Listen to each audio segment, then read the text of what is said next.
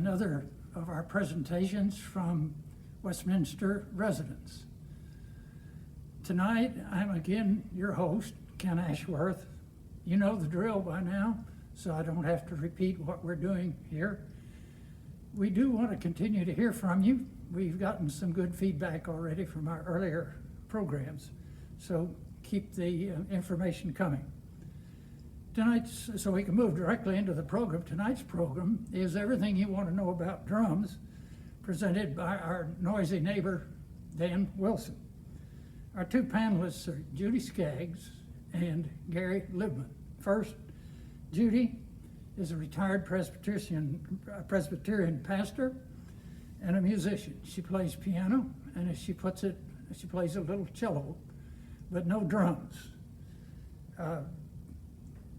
Those of you who were present at the talent show last Christmas will recall hearing Judy on the piano. She plays, she also enjoys music, knitting, jigsaw puzzles, especially in these times when she can't see her grandchildren. Gary Libman, our other panelist, has a journalism background. He graduated from Whittier College in California with a bachelor's degree. He went to the University of Minnesota where he obtained a master's degree in American Studies. He spent 3 years with the Associated Press, 7 years with the Minneapolis Tribune, and 12 years with the Los Angeles Times. So we're going to move directly now into the program. Let me introduce our presenter tonight, Dan Wilson. He was born in New York City in 1936, graduated from New York City Public Schools. He went to Oberlin College, received a bachelor's degree in geology, and subsequently received a master's degree in geology from the University of Indiana. He spent from 1960 to 1998 working for various companies applying his geology training. He and Joyce married in 1958, and they have 3 children. So with that, Dan, let me turn the program to you. Thank you very much, Ken. I'm not sure who you were introducing, but I'm happy to fill in for him. I'm going to start off with some introduction, like what's the history of drumming? Well, about 6,000 or 8,000 years ago, there were a couple of, the joke had just been invented. So wherever there's a joke, there are comedians. So there were 2 comedians at that time, and they were complaining. She says, you know, they don't laugh when we finish the joke. We need a way to tell them. And so the comedian said, well, maybe if we just go like this, they'll, no. So they tried this, and nobody laughed. So they said, well, maybe we should invent the rim shot. Well, okay, let's invent the rim shot. So they found a stick, and they went like this. Still, nobody laughed at the joke when you went like this. So they said, well, maybe we should invent the drum too. Okay, well, let's invent the drum. And so they invented the drum, and then they could go like this. When the joke was over, they could go like that. And people just roared when they heard the rim shot. And over time, it got developed a little more, like sometimes even today in vaudeville. If you go to vaudeville shows, you'll have a rim shot that sounds like this. Now that was for a really good joke, that was. So that's basically the history of drums in the last 6,000 or 8,000 years. And personally, I sort of knew I was going to be a drummer from the time I was quite little, because when I would go out and try to join the kids in the neighborhood out and playing, why they'd say, beat it. And beat it, and so I thought, well, that sounds like a good idea. So that's what I've been doing for the rest of my life. Okay, now what I want to do next is show you some of these drums. I call them toys. And I'm going to stand up and just pick up these things as needed. The main drum that we use is called the snare drum, and the reason it's called the snare drum is because it's got these wires on the bottom, and these wires are little curly wires, and they're pressed up against the bottom head there, if that's not a, if I can say bottom head, okay. This is the snare head on this side, and this is the batter head, because this is the one and you can see I've got my notes for the evening written on the head there. And there's this lever over here someplace, yeah, that I'm going to play it a little bit. Now I'm going to flip this lever, and it's going to pull the wires away from that head.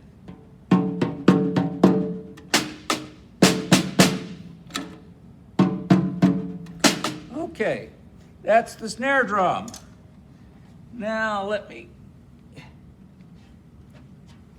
now the other drums I have here do not have any snare wires on them. We've got this bass drum down here, which has a pedal and a beater on the back. And Vicki wants to come around, why she can take.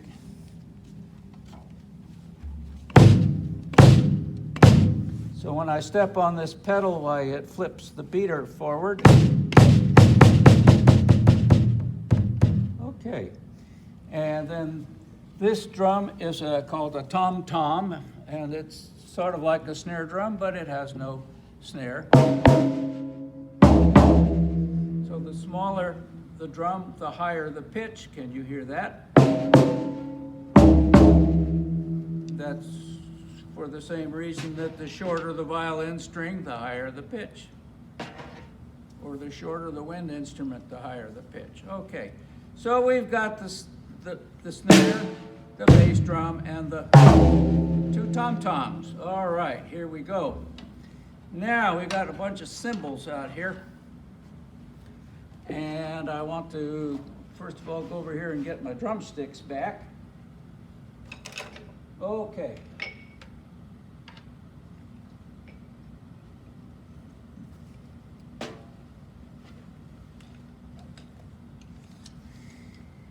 And we've got a big cymbal, which we call the ride cymbal, and this smaller cymbal, which we call the crash cymbal. And over here, there are two cymbals together, which are the hi-hat, or the afterbeat, or the sock. And we'll start with this one over here. Usually, when drummers in a drum kit are playing one of these, it's the pattern is kind of like.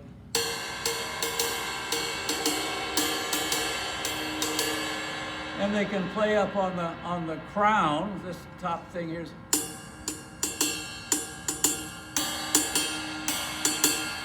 So you've got a couple of sounds. You can even play on the edge.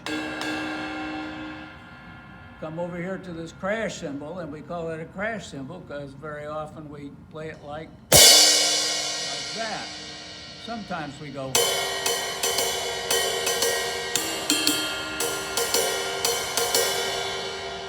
And the most fun of all is the hi-hat cymbal, or the sock cymbal. And you can see we've got two cymbals there, and they kind of come together and separate. And what makes them do that is this pedal down here. There's a spring which tries to keep these things apart. And I've got too many sticks in mine. And then when you push the pedal down, the cymbals come together. So this one tends to sound like.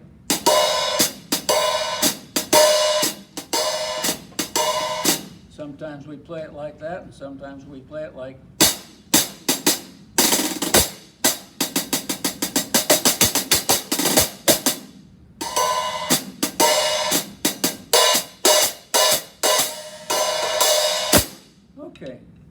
So it just depends on how the music is going. And let's see what else we got.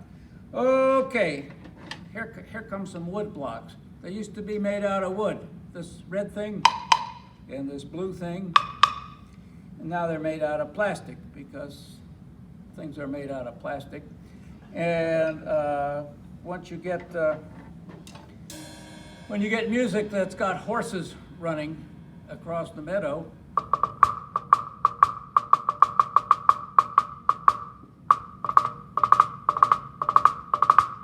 and then when they run across the bridge,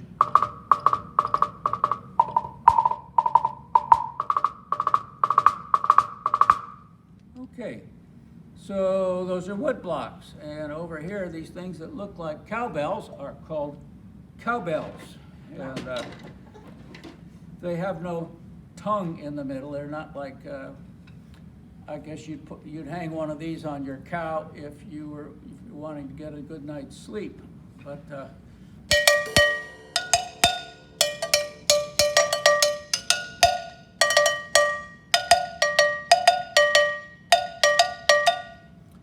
and when you see the big movies of the big, everybody in the town square dancing the samba down in Rio, you find that you frequently get this rhythm on the cowbell.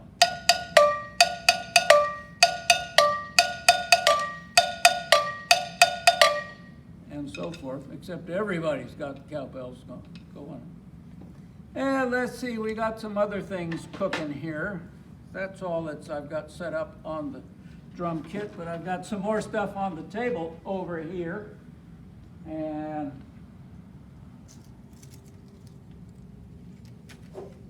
this is called a triangle, and I'm not quite sure where they got that name from, but there's a triangle.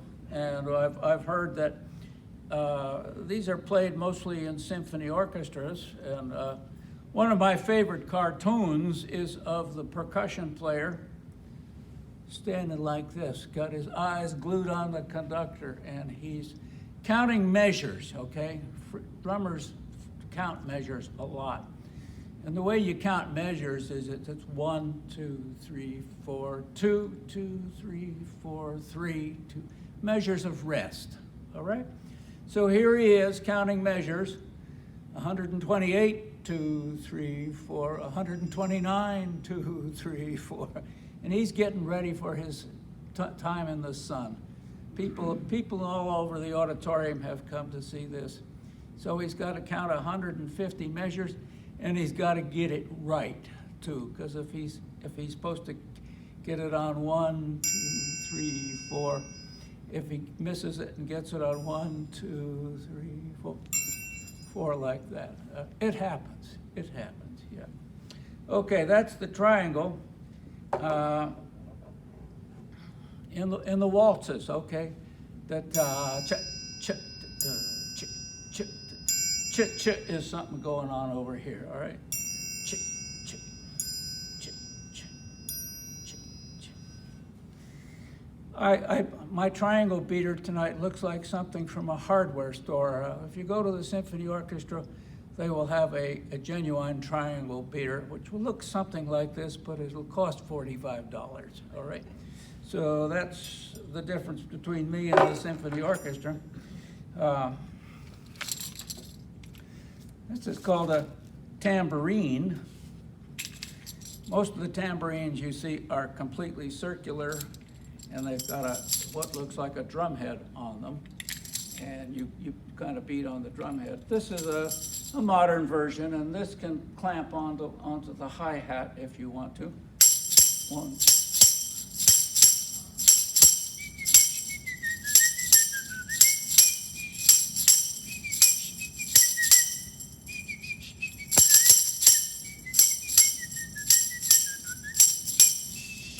And so forth and so on, yeah. And I've got one that I frequently take to gigs, and sometimes you might even see me slip and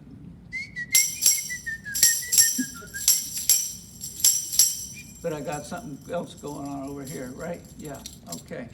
So that's the tambourine. Here is the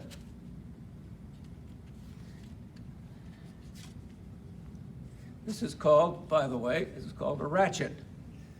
And we get this out of the percussion closet around Halloween time. And what it sounds like is like that. And this is actually scored on the sheet music. They'll have a thing for ratchet. They want it between beats, 2 of this measure and 1 of that measure.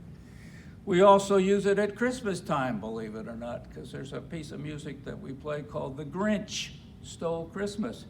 And the Grinch is a bad guy, and there's a time when he comes into the picture and he gets ratcheted. Okay, here's something that Dr. Seuss invented. Dr. Seuss, huh? What does it look like? Green eggs. Green eggs, yeah. And these are not real eggs with dried egg yolks inside. These are plastic things with little beads. Used a lot in Latin type music. And these things are called the claves, C-L-A-V-E-S. And this is also used in mostly Latin music. And the simple pattern is shave, haircut, 2 bits.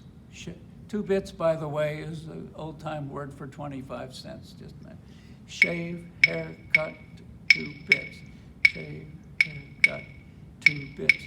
And you'll hear these things played in rumbas and sambas called claves. They're made out of rosewood, I think. Yeah, rosewood. Nice tone. And this is a this is a slide whistle,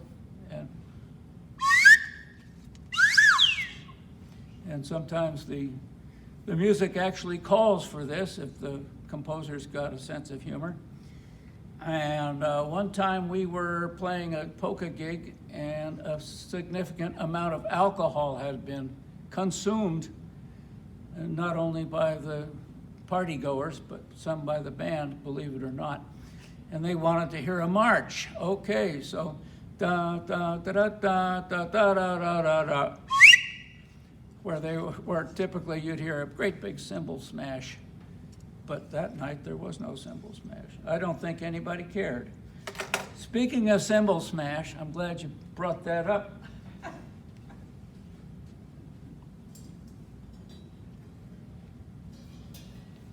These are called the crash cymbals, all right? And you can probably guess why they're called the crash cymbals. And stand back, everybody, fasten your seatbelts, and I'll give it a whack. Da da da da da da da da da da da. And usually the cymbal player during a march, for instance, he can play them down there, but every now and then he gets really wound up. So here's a little vignette about crash cymbals. Joyce and I were attending the Houston Symphony in Jones Hall back when we lived in Houston, and there was a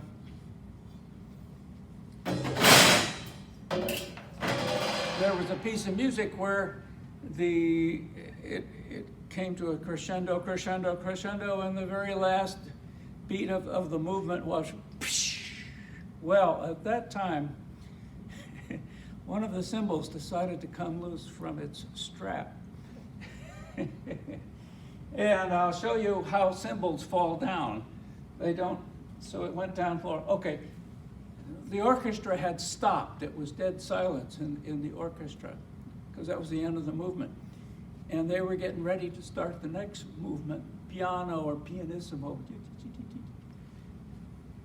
So here's this cymbals. It's one of the laws of nature that a cymbal doesn't fall like that. It falls like this.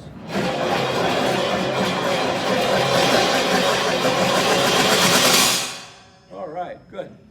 And a friend of mine who was singing in the Houston Symphony Chorale, she was lined up along the back of the stage. So she was looking toward the audience and toward the conductor, and she said, it was worthwhile just seeing the look that conductor was giving to that percussion player at that point. Wish I'd been there. Okay, now perhaps we'll look at some of the way that these things fit together. And the footwork can be kind of interesting, so Vicki might want to come around and look at some of this from the back. Let's see, what do I want to use here?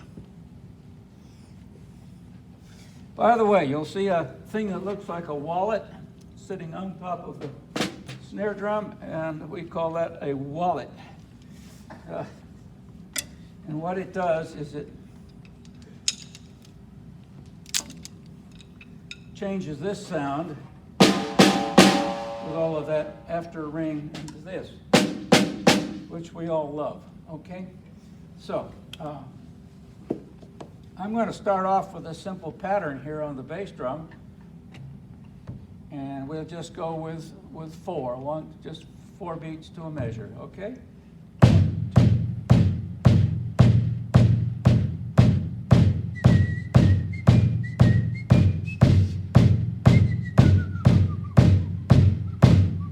That's kind of boring. So over here we'll add the hi-hat cymbal, and it will come in on beats 2 and 4. Okay, so there's 1, 2, 3, 4, 1, 2, 3, 4, 1, 2, 3, 4, 1, 2, 3, 4, 1. And a lot of music that drummers play is like that. Okay, now we got to add some of these cymbals in. We'll add the ride cymbal over here. And I don't know why it's called a ride, but here we go. We'll try it. 1, 2, 3, 4. 1, 2, 3, 4. 1, 2, 3, 4.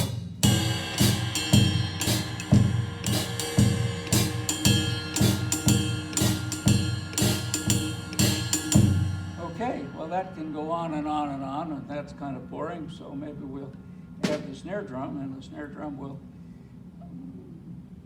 liven it up a little bit. So 1, 2, 3, 4, 1, 2, 3, 4.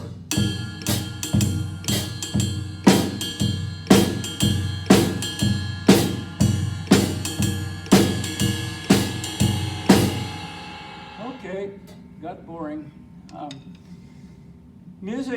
Popular music mostly occurs in phrases of 4 measures or 8 measures. So let's take the 4 measure phrase, and we'll go 1. Here we go. Get her started again.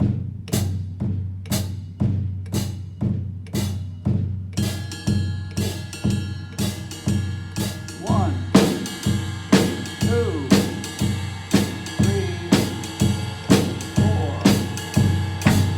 And that could go on and on and on, but it's usual at the end of each phrase we put in a measure of fill, spelled F-I-L-L, named after Phil Spitalny. Okay.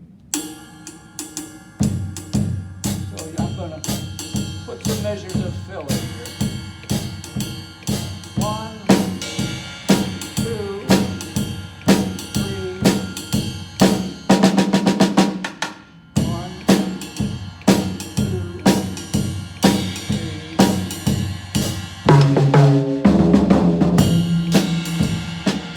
And that's the way a lot of jazz goes, a lot of swing jazz. I understand that now there's something called rock and roll, okay? And it's too soon maybe to talk about it, but I think it's here to stay. And instead of the beat of, they use equally spaced notes. 1, 2, 1 and 2 and 3 and 4 and 1 and 2 and 3 and 4 and 1 and 2 and 3 and 4 and 1.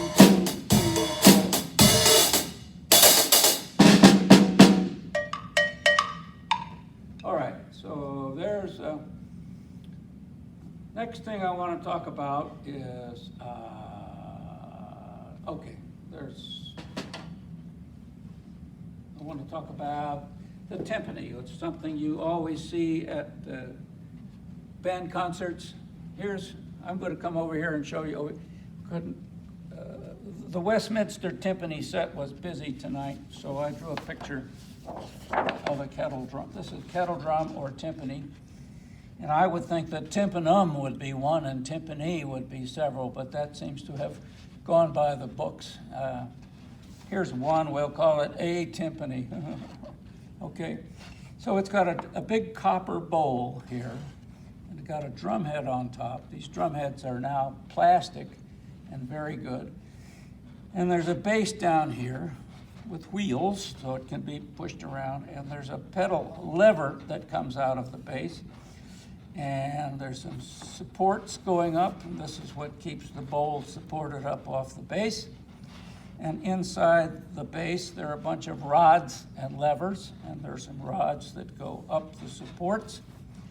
And what it all does, it means that when you push the pedal down with your foot, it pulls this rim down and tightens the drum head, so you can change the pitch while you're playing. And certainly in between numbers you can play. And there are usually 3 or 4 or 5 of these drums set out around the drummer. And they range in diameters, from like 22 to 34 inches. And the small ones, of course, play the high notes. So if you are playing this with your drumstick on the drum head and pushing the pedal down to increase the tension up here, it would sound like boom, boom, boom, boom, boom, boom, boom, boom, boom, boom, boom, boom, boom, boom, boom, boom, boom, boom, boom, boom. Okay, that's easy when there's no music going on, but when the orchestra's playing and you have to change this pitch from a B flat to an A flat while they're all playing real loud. So you'll see timpani players bending over and putting their ears down close to the drum head, and they're listening for the pitch, and they've got such good pitch in their heads that they can tell just how much to push the pedal down. So that's a timpani. Okay, how let me see where we are now. Tell you a little bit about my personal drumming history. I started off in elementary school when they started a band, and I was the snare drummer, and we also had a bass drummer and a cymbal player. And I could keep the beat, marching down the street, boom, boom, boom. It shouldn't be difficult to play a bass drum like that. Well, it can be. Or to smash the cymbals in time with your steps. Well, that's not easy for some people. So here I was trying to override them with the noise I was making, because I was pretty much on the beat. Okay, and then in high school, what I remember was playing some music by a very popular composer, Leroy Anderson. You may have heard of him. And we'll try there was a tune called The Syncopated Clock. I don't know if anybody's old enough to bum bum bum bum bum bum bum bum bum bum bum bum bum.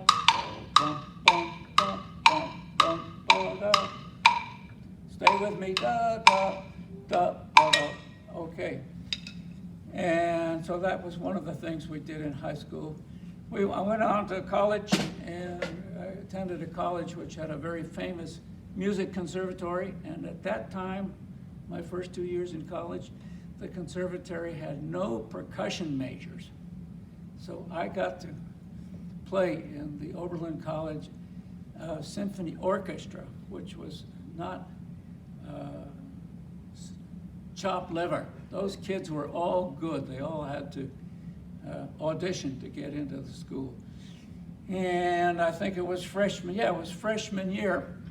We were playing the Firebird Suite by Stravinsky, and one of the movements is called the Dance of King Kachai. And it starts off, the movement starts off on a note which is scored fortissimo. That's 4 Fs. That's very, very loud. And the movement before had just died down to nothing, and there was silence. And then you get this first note, 4 Fs. And I started back here I was playing the bass drum, big bass drum beater, whack. And the conductor stopped the orchestra and says, Dan, it's got to be louder than that. So I came back to here, and we tried it again. And he said, no, got to be louder than that. So I started from back here, and I just gave that everything I had, whammo. And it's difficult because this is the first note of the piece, and you have to time your smash here with his downbeat to the orchestra. And that's difficult to do because you've got this much swing to get through. Anyway, I got back to the dorm that night, and one of my dorm mates, who was sitting in the back of the hall for this presentation, this orchestra concert, and he said, Dan, when you hit that note, there were 500 heads that went like this in the Finney Hall. It was Finney Chapel is what it was called. So that was one of my big moments. I've got a picture of one of my other memories of Oberlin College and drumming. We had no cars at Oberlin College. We had bikes. And so here's 1956 Dan taking his drum set from the storage locker to the part of where we were playing that night with the dance band. So you can tell him with his great hair up there, it looks a lot. I haven't changed too much. And so he's got his hands on the handlebars, and he's got the bass drum nestled between his arms and resting on the handlebars. And in back, he's got the trap case, which is all of his junk that you see out here. It's a suitcase with, and then hanging from the handlebars, there's a tom-tom over here, and there's a snare drum over here. They're in canvas bags with handles, so they're hanging. Now, that looks well and good, but the trouble with these two drums hanging like that, I'm going to put this down, is that as the bike wobbles back and forth, these things start swinging. And they don't swing together either. They swing in different periods. So every now and then, 1956, Dan would just have to give up, stop the bike, and wait for these things to damp out. Then we could get started again. Okay, so that's 1956, Dan. Now let's see, what would be 2 minutes? Okay. Well, I eventually got to Westminster, and I was able to play with Carol. Here's something that comes out of my favorite book called People of Note. Let's go down to the percussionist here, since we've got. So there's the percussionist sitting in amongst all of his toys, and the poem is, "When music gravitates to Russian, the noise you hear is called percussion. All clangorous and clattery, it's also called the battery, comprising gadgets, 10 or more, that clutter up a hardware store. A fellow must be extra nimble to beat a drum or crash a cymbal, to bang a gong and in between to tingle on the tambourine. Eternal triangles, if missed, will spoil a dainty thing by list. And he must drag romantic tones from glockenspiels and xylophones. Far back and near the door they set him, so he escapes before they get him." And so this is from People of Note by Lawrence McKinney, and the pictures are by Glaius Williams. So I think at that point, that's my presentation, and perhaps we could stop and hear from our august panel assembled for asking some pertinent questions. Thank you, Dan, for a fabulous, really marvelous presentation about everything we want to know about drums. So now we're going to turn to questions from our two panelists, Judy Skaggs and Gary Libman. Well, Dan, thank you very much. That was really fun to hear about all of your toys. I loved your story of the guy playing the triangle waiting 150 measures before he got to play it. And that is why I really admire percussionists playing in a symphony to have to count and count and count. I'm curious, when you have a score for the symphony, does it give you some cues about when you might come in? And what if you lose your count? What do you do? It's all the time. And if you're lucky, you've got music that has the violin cue or the trumpet cue written on it so you can catch up. Or you can hear the timpani player because you know he comes in at measure 73 and you can catch up.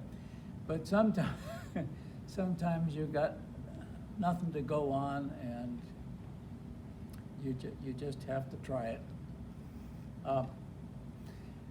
At Oberlin, they have an annual contemporary music festival, and in this particular day, they were playing a very unusual piece by a member of the faculty there at the conservatory, and it was very, very modern, and the tonality was completely obscure, and the meter was the beating of the measures was just unknowable, and I didn't get to many rehearsals, and so the performance came, and I finished 20 measures ahead of the orchestra, and there were only 3 people in the hall that knew it, and one was me, and one was the orchestra conductor, and the other was the guy who wrote the piece of music. But I wasn't taking orchestra for credit that semester, so he couldn't get back at me. Dan, I really appreciate learning all this about your background. I wanted to know something about it, and I feel honored to have been included in this. I'm curious, besides your outstanding sense of rhythm, what else made you choose the drums? Or was there anything else? That's a great question, and there was a huge thing behind me. There was a huge reason that I did, and this was called my mother. And the band was starting, and this was the first semester that the band was going to be playing, and my mother said, "They're starting a band. Would you like to play in it?" And I probably said, being in the 7th grade, I probably said, And she said, "Well, how would you like to play drums?" And I said, So that's how I started playing drums. I think I had gone to a little music school in the neighborhood, and it was, people were commenting that I had a good sense of rhythm, but I don't know. And then, of course, to add a little spice to this half hour, some folks thought it was that I was me because my folks used the rhythm method. And now at this point, you go like this. Okay, that's what rimshot is all about. All right. And I'm curious, did you ever want to play another instrument? The thing that, I see about drums, it's all rhythm, and yet there's no melody, there's no way to, you're a great whistler and all that, but I just was curious, had you ever wanted to play another instrument where you get to express more than just the rhythm? Yes, that's a good question, and yes, I did. 3 times in my life, I took piano lessons. It seems that you have to practice piano to get anywhere, and that seems to be the hang-up. And we played John Thompson's Book 1, and the last piece in John Thompson's book one is From a Wigwam, and I could play that, but I couldn't play any of the songs leading up to the last piece, and I soon got tired of that. I think I was in 3rd grade when I tried that. My fingers just didn't want to hit those notes independently. Yeah, this continues to be very interesting, and I'm just wondering if you've known any musicians who became famous or played with them along the way. Yes, indeed. There was, thank you, Gary, for that question. Yes, indeed. In high school, there was a kid in our high school band. His name was Billy Goldenberg, and he played the oboe. But he also played piano, and he played a wonderful piano. And we had a little 4-piece dance band, and he played in the dance band. And when he graduated, he eventually went on to become a professional composer. And he got into TV, and he has arranged and composed songs for many of the big shows. Billy Goldenberg, okay. We moved to Austin and looked in the Austin Statesman one day, and it seems that B. Arthur was coming to town. B. Arthur, the famous actress, and she was going to do a one-man or one-woman show down at the State Theater, but she had an accompanist. So it was B. Arthur and her friend Billy Goldenberg. So I called up the State Theater and said, is there any chance that I could talk to Billy Goldenberg? And they said, oh, no, of course, you'd have to talk to his agent or his manager or something. And, well, can he call me back? Well, we'll see. So I hung up, and 5 minutes later, Billy called me up, and it was the same Billy Goldenberg. He said, would you like to see B's show tonight? Well, B. Arthur, yeah, we sure did. And he said, well, meet us around in the green room afterward. Oh, okay, so we went to see the show, and we found out where the green room. There is no green room, by the way. It's just backstage. But Billy was there, and it was the same Billy, and we exchanged a few old memories. And then he said, would you like to meet B? Okay, so we met B.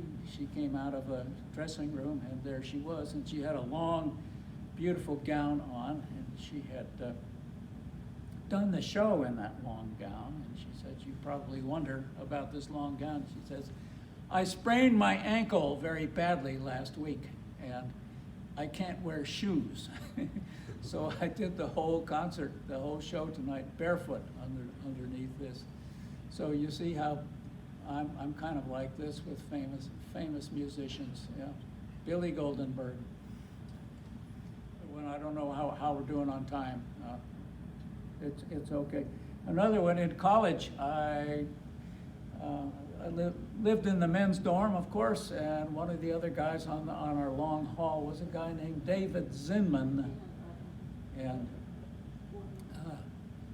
David Zinman was in the conservatory, and he played violin, and his girlfriend was the roommate of my girlfriend.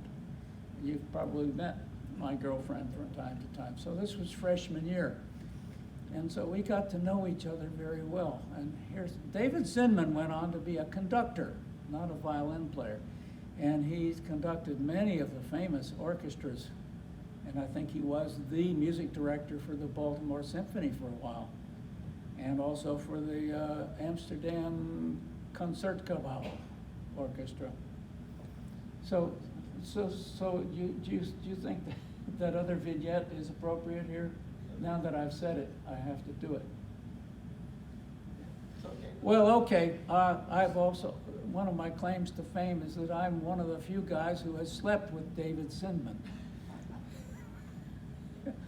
Well, why is that, Dan? Well, Joyce's parents lived close to Oberlin. They lived in Cleveland. And so one weekend, Joyce and I and David and his girlfriend, who's Joyce's roommate, Leslie, we all went into her parents' house, and we stayed the weekend and did some movies or something like that. But the question is, where are you going to sleep? These two men and these two women. Well, unmarried people. And Joyce's mother had some very quaint ideas, and she thought that the men could sleep in one room and the girls could sleep in another. And so David and I slept in this room that had just one double bed. So David and I slept together, yes. And you won't hear anybody else claiming that. Okay. Well, Dan, the good thing about percussionists is y'all can just play all sorts of music. So I wanted to know, what is your very favorite style? I mean, had you rather play symphony, or had you rather play a trap set and, you know, pop stuff, rock and roll, whatever? What, if you had just only one thing you could do, what would be your favorite style? At Westminster, and I have met this woman named Carol Cook, who plays wonderful piano, popular music, and I just have a big charge out of playing with her now, and use the brushes. Didn't get to show the brushes earlier. Brushes, and a lot of that music goes like this for the drummer.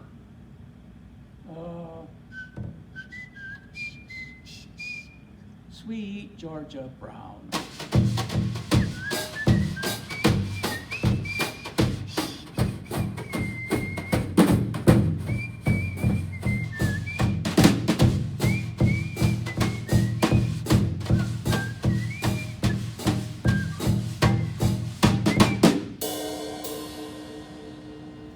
Yeah, and I really do enjoy accompanying Carol Cook. One of the bands I played with was the Austin Civic Wind Ensemble, which played here many times. And this was our favorite audience to play for in all of our concerts, because they filled the place up when we came, and they were so appreciative of what we did.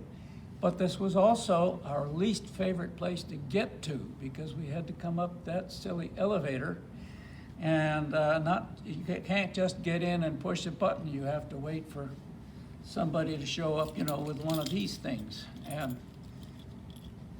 the parking was awful. But anyway, this was our favorite place to play. And one night we had a full band. It was probably 75 players. They just packed the entire area up here. And we had our percussion in two places. We had some of it over there in that corner, and then we had some of it over in there in that corner. And during the course of one of the pieces that we played, I had to start off playing one of those instruments and then go over and play that way. And the only way I could get there was to go out the door and across the balcony and in that door. Luckily, that door was unlocked too at the time. So that's one of my favorite memories. Oh, another. Usually, the first piece that we would play in the evening started off with a real loud note. A lot of brass and woodwinds, just all giving it all. And we've got, I'm told there are a lot of people with hearing aids that would attend this. And so we'd hit that first note, pow, and you'd see all the people adjusting. That was one of my favorite memories of playing here. Well, thank you, Dan. And I've got one question before we wrap it up. When I joined the Navy, I was 19 years old and went to Chicago.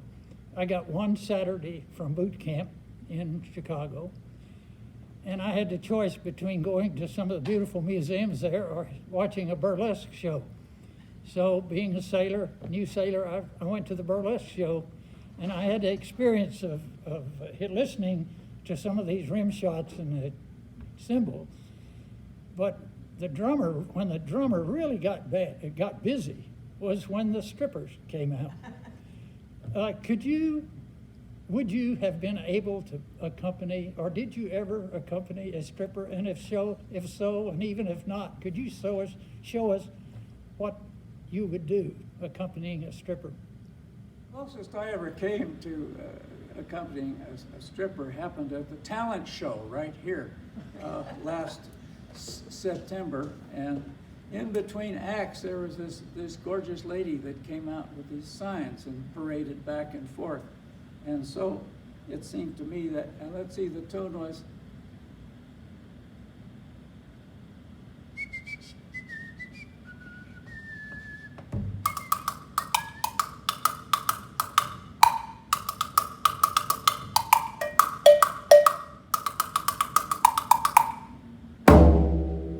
okay, now what I've heard about regular strippers, and I don't know where you would go to see these people, but anyway, what that drumming sounds a lot like is.